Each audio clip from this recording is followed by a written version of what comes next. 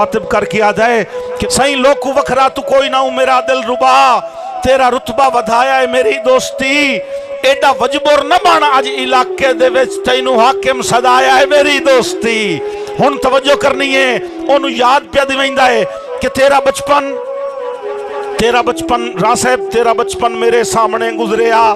मुड़ तेरा ए सरापा मचलदा गया, ते इत्थे आई जवानी मेरे मन दे विच तेरी चाहत दा लावा उबलदा गया, तेरी जुल्फां दे विच मैं वलींदा गया, तेरी सिक दा सुमंदर उछलदा गया, तेरी तिरछी नजर दा सहर छा गया, मेरा दिल मेरे वस चों निकलदा गया, और तू ही आम आऊं ते आम आई तेरा हर सजन तैनू खासा च गिनाया है मेरी दोस्ती।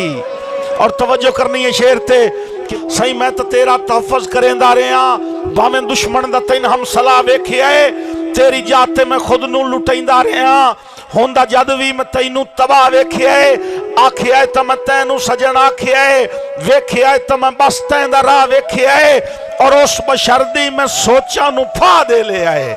जाए बशर तैनू बैड़ी निगाह वेखिया है, ये भी एहसान है। बहुत शुक्रिया भाइया ने भी एहसान है, जग दी रुसवाई तू तैनू अज ताई बचाया है मेरी दोस्ती, और कल तू माकूम हाऊं, बहुत नवाजिश किबला, कल तू माकूम हाऊं, केडा मजलूम हाऊं, आज तू मगरूर सुल्तान बनया वदाए, कल तू पस्ती दी खाका छड़ेंदा रहे, आज तू बख्तां दा आसमान बनया वदाए। और मैं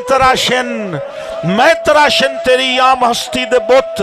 आज जमाने ते भगवान बनया वदाए, मेरी चाहत नू सूली चढ़ेंदा वदाए, कहंदी चाहत दा निगरान बनया वदाए, और मैनू देना सजावां तू क्यों भूल गया है, तैनू मुनसिफ बढ़ाया है मेरी दोस्ती।